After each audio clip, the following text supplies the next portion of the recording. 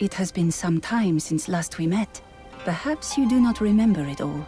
Tales of the samurai Mugen and his companions protecting the Shogun's peace. Do not worry. I will tell you all you must know and leave the rest to shadows. Let us start with introductions. Shadow Tactics Blades of the Shogun, Aiko's Choice. This is a standalone expansion for, Shadow Tactics Blades of the Shogun. This is a kind of long-running real-time tactics series that's developed by Me. They seem to have single-handedly decided to revive this long-dormant genre, this real-time tactics genre. They recently put out Desperados 3, which is a sequel to one of the original real-time tactics games. You may have heard of Commandos. That is, I think, probably the origin of the genre. And this genre it's a little interesting. It's not typically what you see in terms of tactics or stealth games. You've kind of got this top-down isometric view of everything that's going on, and you are making very specific moves with your units in order to complete your objectives, whether it's assassinate somebody or get to a certain location, free somebody that's a prisoner. And every level, every mission is all scripted out in terms of like the artificial intelligence. So guards will always be moving along the same paths. You'll have to watch out for their line of sight. It's a lot like the current Hitman games in that respect, where you're kind of learning these levels, learning the ins and outs of them, and then trying to execute as well as you can. Some differences with Hitman is this game's very unforgiving when it comes to alerting guards. Hitman kind of lets you get away depending on the situation. If you alert guards in Aiko's Choice, you're kind of screwed. You can try to get away, but you're going to be getting shot at by all sorts of different directions. You don't have a lot of ranged abilities, and the way that you kind of interact with the game doesn't allow you to make very quick movements, very quick decisions. So what you're going to be doing is you're going to be hitting the quick save and quick load button a lot. In fact, the game even gives you a timer, which you can turn off if you want. It tells you the last time you have saved. So this is kind of like save scum as a genre, and you have to have patience for it. It's very trial and error.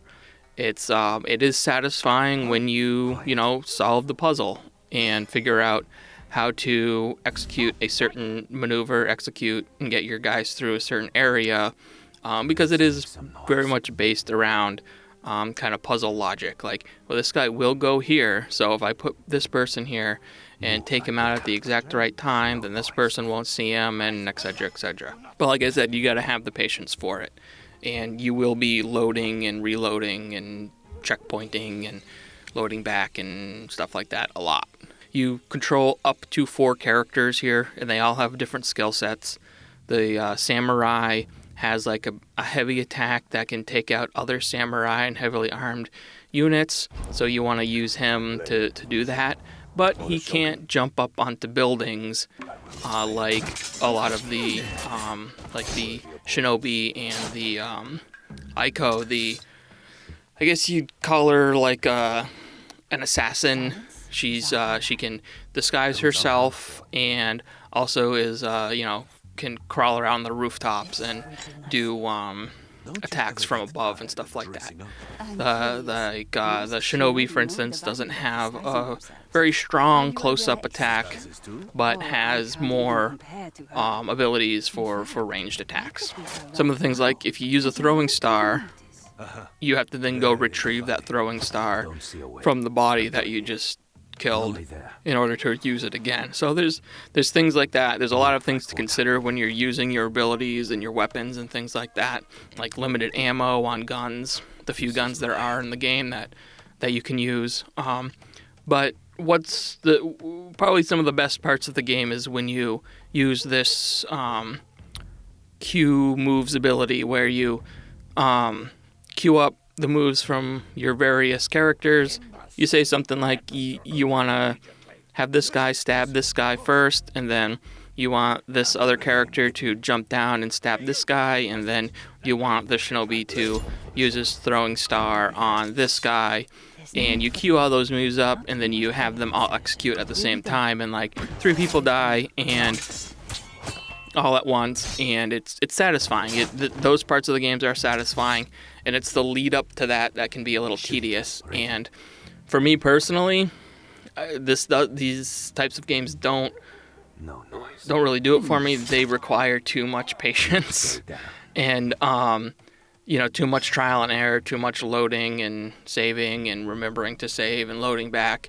And I do like the concept. Like I do like Hitman, but Hitman does have a little bit more wiggle room here. This is a very strict one of these games that kind of demands you to play it the way that they expect you to play it. And for me, that doesn't work for me long term. Like, I enjoyed jumping in and playing this game, and I've enjoyed, I enjoyed Desperados 3, but this game really throws you in the deep end. So even though this is a standalone expansion, it's very much expecting you to have had some experience with these games. There is a little bit of tutorialization, like you can pick up little scrolls that give you some tips here and there on how to do certain things, and there is a tutorial that you can go through, but it's not built into the campaign, like what you do when you first click start at the beginning. So if you're not familiar with this series, if you're not familiar with the genre, you could really throw yourself in to the deep end here and get a little frustrated. So I can't really recommend this as a first entry point, even though the price and it being a bite-sized experience would have been nice to be able to recommend that. But if you're interested in getting into this genre, I'd recommend either starting with Desperados 3 or going back and starting with Shadow Tactics, the original base game. It's not exactly a new game, so you can probably pick it up for cheap. And Desperados, I know, has a good tutorial. Like, it starts you off only with one character and kind of drip feeds you through all of the abilities and how to handle certain situations, whereas Aiko's Choice just kind of throws you in and says, good luck. So yeah, that's my take on Shadow Tactics, Blades of the Shogun, Aiko's Choice. If you liked the video, please consider giving us a like, subscribing, and let me know what you think about the game in the comments, because I always like to hear what other people think, if their experiences was a little bit different. So yeah, thanks, and we'll see you next time. Suppressed window. Reloading. What? Target alarm! It will be done. I'm waiting. That hurt. Of you.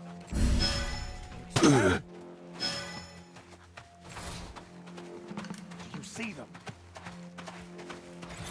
hiding in the bushes. Die, scum! Clumsy of me. Being attacked. In jutsu. Alert the others!